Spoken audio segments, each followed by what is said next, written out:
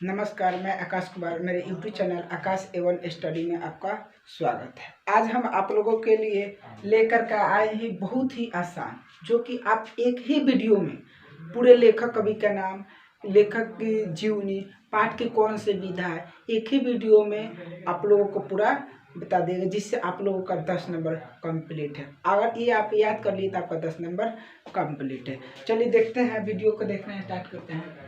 देखिए, लेखक, सबसे पहले लेखक, पाठ और विधा, जन्म। देखिए इसमें लेखक जो पाठ है श्रम विभाजन और जाति प्रथा। पाठ कौन सी है? श्रम विभाजन और जाति प्रथा। तो श्रम विभाजन जाति प्रथा के लेखक कौन है? भीमराव अंबेडकर। कौन है? भीमराव अंबेडकर। तो याद कर लीजिएगा, श्रम विभाजन और जाति प्रथा के लेखक कौन है? भीमराव अंबेडकर जी हो गए। अब देखिए, श्रम विभाजन और जाति प्रथा जो कहती है, श्रम विभाजन और जाति प्रथा जो है वो पाठ की कौन सी विधा है? पाठ की कौन सी विधा? निबंध हो गया। पाठ की कौन सी विधा हो गया? निबंध हो गया। याद रखिएगा, जो ये जो अंबेडकर जी थे ना, इसको किस रूप में लिखे हुए थे? निबंध के रूप में लिखे हुए थे।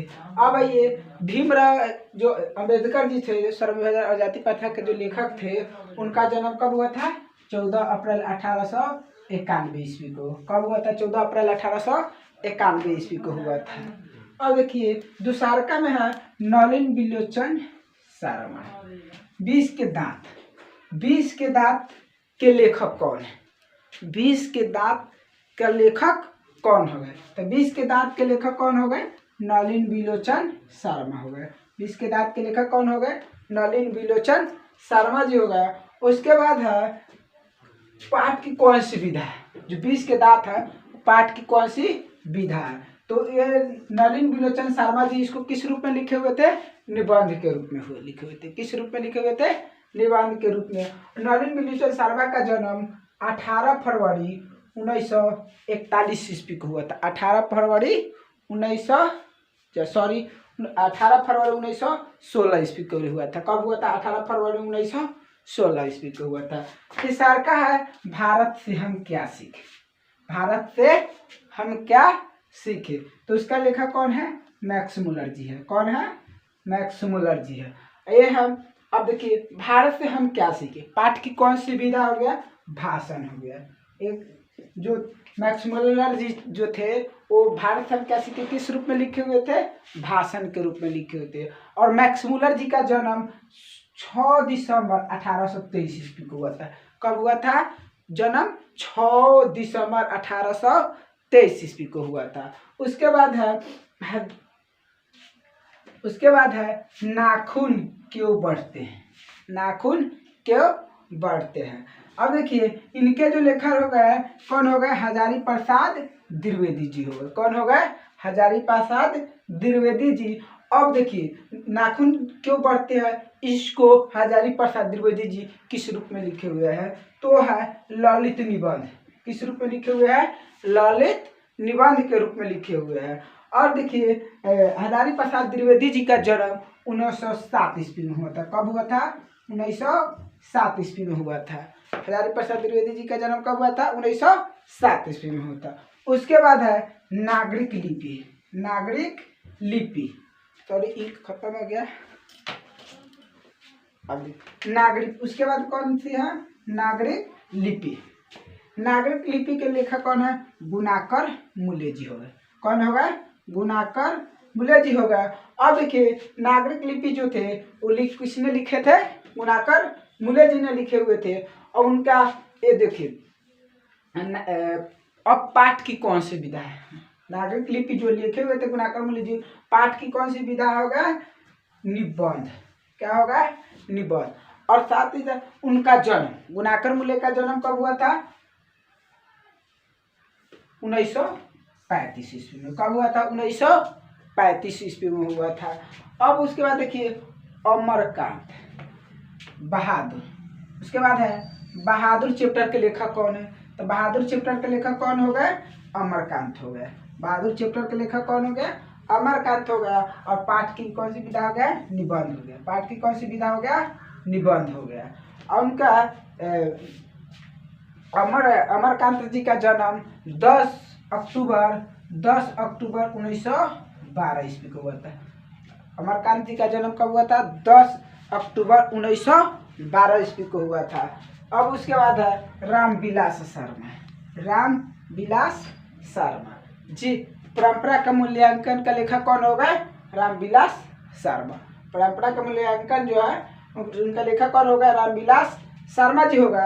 ओ देखिए, अब पाठ की कौन सी विधा होगा? साक्षात्कार होगा। क्या होगा? साक्षात्कार। अब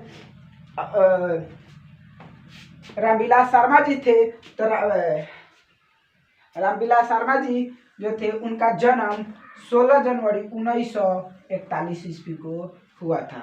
रामविलास शर्मा जी जो थे उनका जन्म कब हुआ था? 16 जनवरी 1941 ईस्वी को हुआ था। उसके बाद है बिरजू महाराज। जीत जीत मैं निखरत हूँ।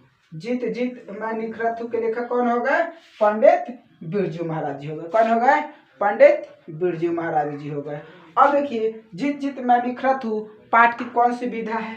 पाठ की कौन सी विधा हो गया? यहाँ पे ललित निबंध हो गया। कौन सी विधा हो गया? पाठ के ललित निबंध हो गया। उसके बाद है बिरजू महाराज के बाद है अभिनव। अभिनव के लेखक कौन है? अभिनव के लेखक होगा अशोक वाजपेयी। अभिनव के लेखक कौन होगा? अशोक वाजपेयी जी होगा। और पाठ की कौन सी विधा? अभिनव पाठ की कौन सी विधा है? कहानी। अभिनव पाठ के लेखक कौन है? अभिनव पाठ के लेखक पाठ की कौन सी विधा होगा?